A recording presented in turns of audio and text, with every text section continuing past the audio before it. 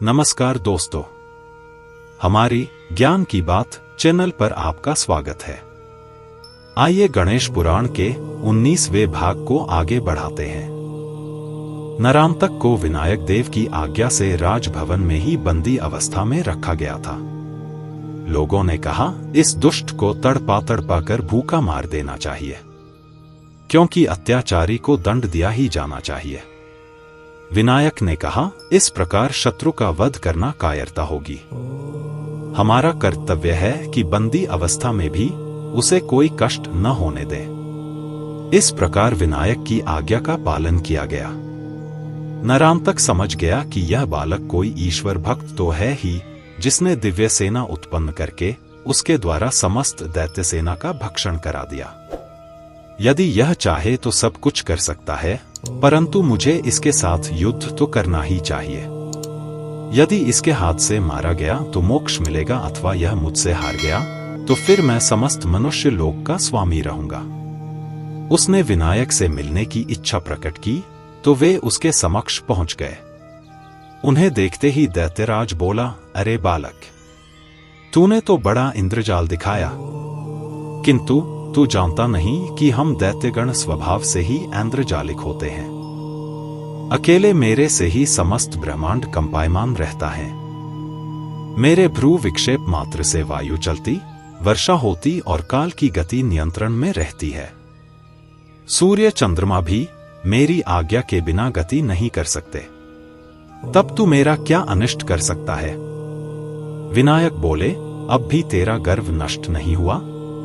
अरे मूढ़, तू अपनी सेना को नष्ट होती हुई स्वयं देख चुका है, फिर भी तेरे नेत्र नहीं खुले? उस समय तेरा पराक्रम कहाँ था जब तू पकड़कर यहां लाया गया था?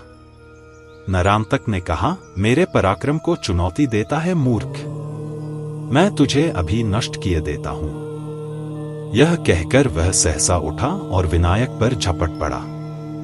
तभी काशीनरेश ने उसे ललकारा, निर्लज्ज, अभी भी तेरा अहंकार मरा नहीं? तू निरर्थक अपने प्राण क्यों खोना चाहता है? नरांतक क्रोधित होकर बोला, अरे कायर, इस बालक की ओट लेकर वीर बनना चाहता है, परंतु तेरे जैसे नरों को मारने में समर्थ होने के कारण ही मेरा नाम नरांतक हुआ है। काशीराज बोले, देव से प्राप्त वर और पुण्य तभी तक कार्य करते हैं जिनका भोग अथवा अवधि समाप्त नहीं हो जाती। तेरे वर की अवधि और पुण्य दोनों ही समाप्त हो चुके हैं, क्योंकि तू साक्षात भगवान विनायक के प्रति अपशब्दों का प्रयोग करता हुआ उनसे व्यर्थ ही शत्रुता मोल ले रहा है। बस इतना सुनते ही दैत्यराज अत्यंत उग्र हो उठा। उसने झपट कर काशीराज का धनुष छीना और उसके 2 टुकड़े करके फेंक दिए। फिर उन्हें धक्का देकर उनके सीने पर चढ़ बैठा और मारने का प्रयत्न करने लगा।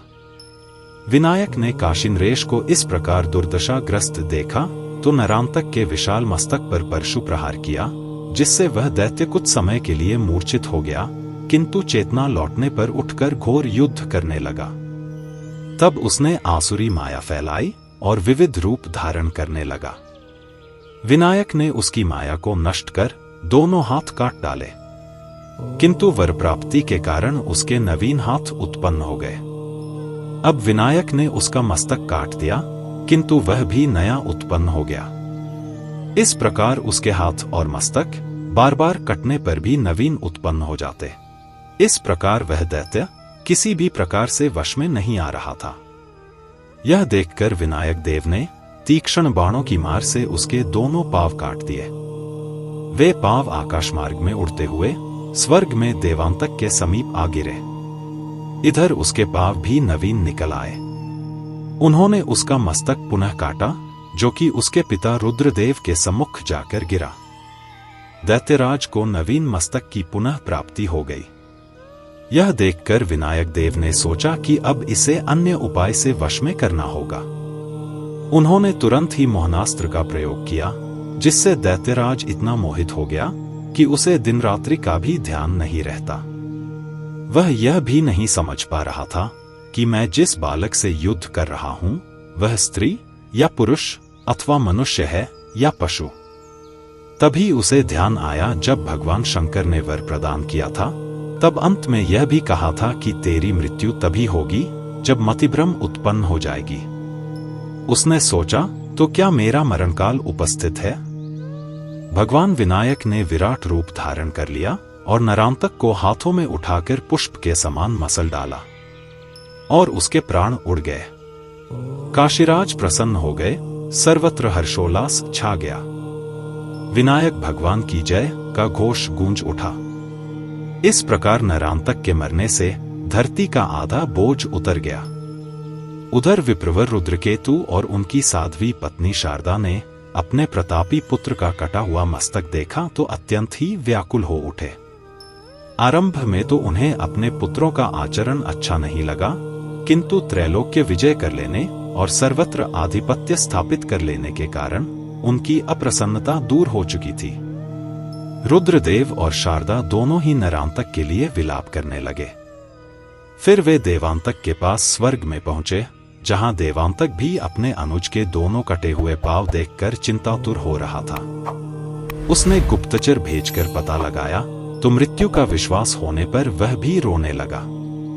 तभी उनके अमात्यों ने कहा, महाराज, युद्ध क्षेत्र में हार या जीत तो होती ही है। शत्रु के प्राण लेना या उनके हाथों स्वयं मर जाना सामान्य बात है। फिर पृथ्वी पर तो आयु भी 100 वर्ष की ही मानी जाती है, इसलिए अब न मरते तो शतायुष्य होने पर तो मृत्यु आ ही सकती थी। इसलिए अपने भाई की मृत्यु का शोक न करके शत्रु से प्रतिशोध लेना चाहिए। देवांतक को भी प्रतिशोध की बात समझ में आई और उसने अपने माता पिता से कहा, जो कुछ हो गया वह तो अब मिट नहीं सकता, इसलिए शोक को त्यागिए और मुझे आज्ञा दीजिए कि शत्रु का वध करने के लिए स्वयं जाऊं। आप विश्वास कीजिए कि मैं उसे अवश्य मार डालूंगा। मेरी भ्रिकुटी की वक्रता देखकर त्रिलोकी कांप उठती है, तब वह बेचारा अल्प बल काशीराज उस बालक की रक्षा कैसे कर पाएगा। यह कहकर उसने घोर गर्जना की और अमात्यों एवं सेनापतियों को बुलाकर सेना तैयार करने का आदेश दिया। कुछ ही समय में विशाल दैत्य सेना प्रस्थान के लिए तैयार हो गई। कूच का डंका बज उठा और दैत्यों की हलचल से ब्रह्मांड कांपने लगा। तो दोस्तों, आज की कथा यही तक। कल फिर इस कथा को आगे ले जाएंगे। अगर अभी तक आपने चैनल सब्सक्राइब नहीं किया तो कर लीजिए, ताकि आगे के वीडियो आसानी से प्राप्त कर सके। कथा पसंद आई हो तो लाइक और शेयर जरूर करें और कमेंट में जय श्री गणेश लिखना ना भूलें। नमस्कार, धन्यवाद।